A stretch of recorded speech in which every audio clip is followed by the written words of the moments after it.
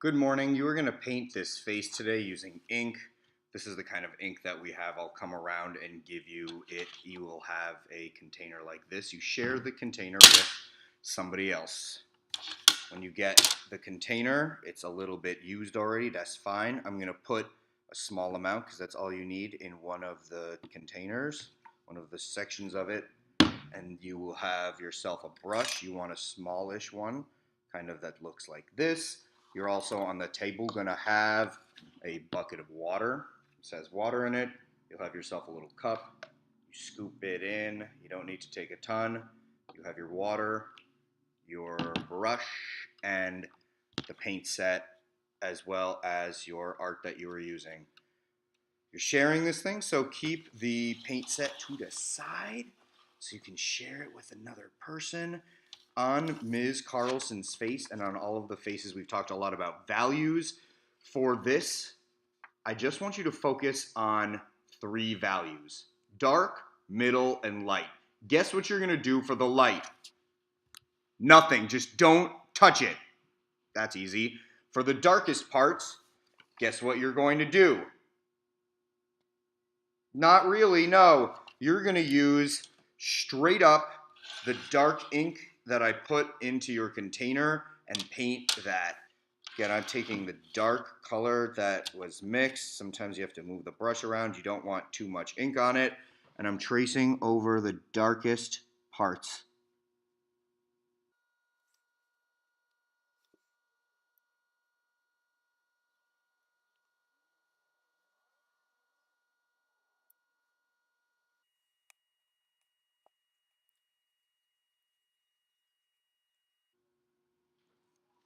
Cool, I feel like I already did most of the dark parts, but here, let's see how you can check. Remember, I just put my finger in it. Remember how with the Sharpies you were able to flip it onto the back? You had white paper that you could see it against. For this one, if you flip it over, it's going to get all messed up because it's wet ink. So let's see what you do. You take a blank sheet of paper, you slide it underneath the drawing. Here she go. All right, so here's the darkest parts of Miss Carlson's face. I'll flip it up a little so you can see it. Great. Now I want to try to get some of the middle values. In the photograph of Miss Carlson, there are clearly more than just 3 values. It's more than just dark, middle, and light. There are a number of middle values, like some 2s, some 3s, some 6s, some 7s, some 5s. We're just going to have to try to decide which one you want to get the most. For this first time using ink, it's a little bit challenging to try to get a whole range of values. Look what happened when I tried to do it on this kind of lovely face. This is me trying to get all the values. It's a little bit tricky, and I've been doing this for a long time. This is what I tried to do with Miss Carnevale's face when I did light, middle, and dark. So let's see how you can make a lighter value using the ink. This is where I had the dark ink ready. Now, maybe I'll put some on my brush, not a lot, mix it into a new one, then take the water cup, just let it sit in there for a minute and just kind of add some water to this mixture. I see that down here there's some more shadow lower on her face, so I'm going to paint that on. Ooh, all right, it looks kind of dark. It's hard to tell, but let's just paint it in and see how it looks.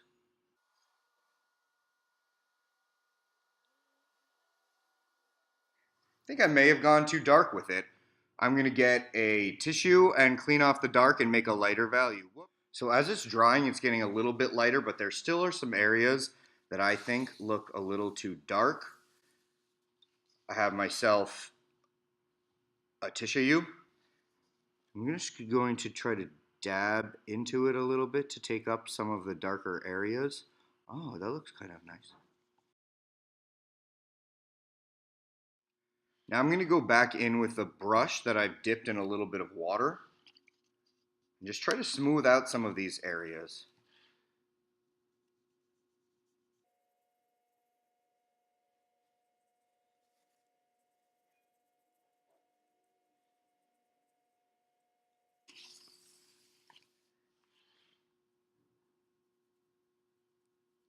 I already have some ink kind of on this brush that I'll use from the excess, so I'm just going to splash that around into some of the middle values of her face.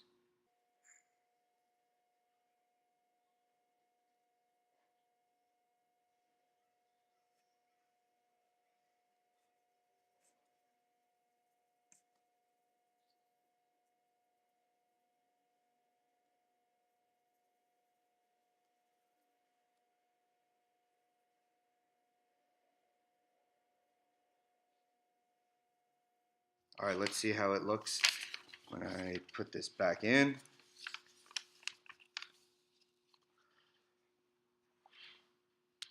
Some areas are still kind of smudgy looking as though she got a facial hair. So I'm going to try to smooth again some of that out.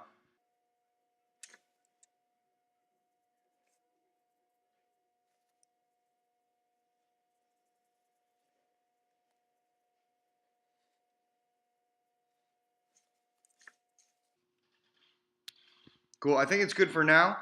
You'll see some other images of ink washes where it is a little bit blotchy or splotchy, and that's some of the beauty of ink. It's different than using other techniques, and it can really come out to have some beautiful, surprising effects.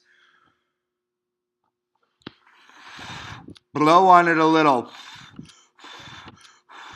Try to dry it off. When you think that it's fairly dry enough, what I would like you to do is take it, pick it up,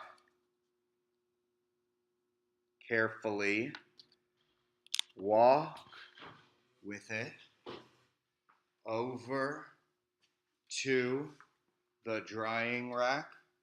Here's how you use the drying rack. Can't really do it with one hand. You supposed to, oh my God, there's stuff in the way. You're supposed to, good God, maybe this will work. Fine. When you put things on the drying rack, you start at the very bottom, you lift, you put it on, you put it down. When you want to put another one, lift the next one up, then the next one. Don't just place it on the top or in the middle. Put it on the lowest one and then move your way up.